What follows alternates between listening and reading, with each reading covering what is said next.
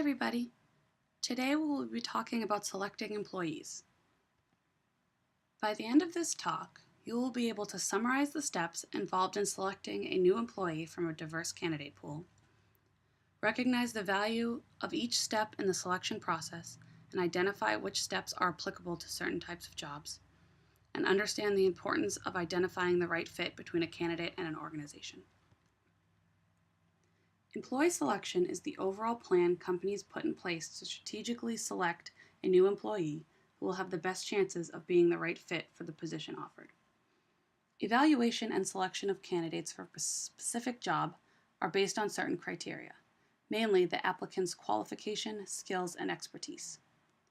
Matching organizational requirements with the skills and qualifications of people puts organizations and employees in the best possible position to succeed.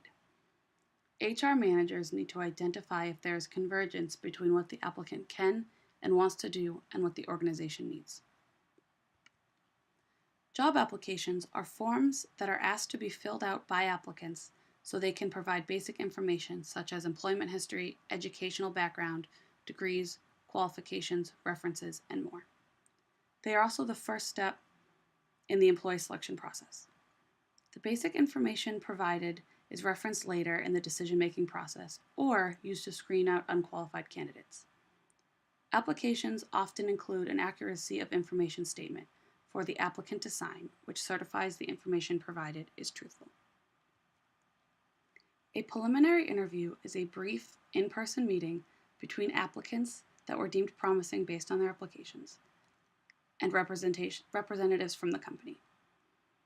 This meeting includes a representative from the HR department, but may also include someone more directly involved with the position that is being hired for. The purpose of this interview is to determine if the applicant's skills, abilities, and job preferences match those of the positions open. It also provides an opportunity to explain the position in more detail and for the applicant to ask any questions about the job or company. Some positions require applicants to participate in formal testing as part of the selection process. Any tests, by law, must be established as valid and reliable before they can be conducted. They may include aptitude tests, job knowledge proficiency tests, or personality tests. Many of these tests are available to organizations commercially and are standardized to ensure they meet regulatory standards.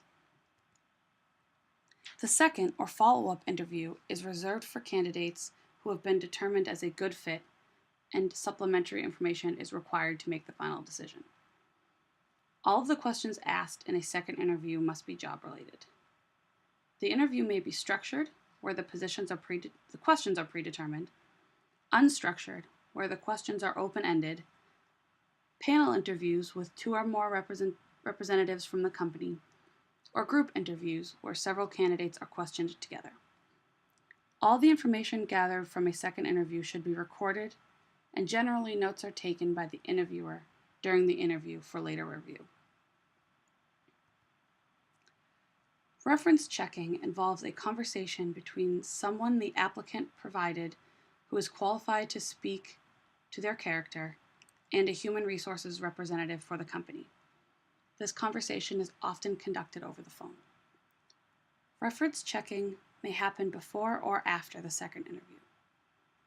Listing references is often done on the application as it is considered a vital part of the employee selection process. References can be persons who can speak to the work of the applicant from experience in settings such as school, personal life, or former employment. But previous employers are considered to be able to give the most valuable feedback. By law, the applicant must be aware that their references are being contacted and be provided access to any information gathered about them from the reference conversation. Physical exams are required for some jobs that are deemed more physically demanding. Physical exams are given only to determine if the individual is physically capable of performing the job. Physical exams are generally only required of people who have been offered the position, contingent on them passing the exam. This is because they can be expensive. Oftentimes, if no serious medical conditions were reported on the medical questionnaire that may be given as part of the application, the exam can be skipped. After all the other steps have been conducted, it is likely that there will be remaining more than one qualified person for the position. The final decision must be based on a value judgment. The final decision may be made by the manager of the position based on the information provided by the human resources representative who conducted the process. Some organizations utilize peer involvement and allow the team members who will be working with the new hire to weigh in on the decision-making process. If the other steps in the employee selection process were conducted correctly, the chances of choosing the right fit drastically increases. If you are interested in any of the things we talked about today, you can explore these questions further. Some people argue that reference checking is a waste of time. Do you agree or disagree? The hiring process in the U.S. is governed by multiple laws to protect candidates.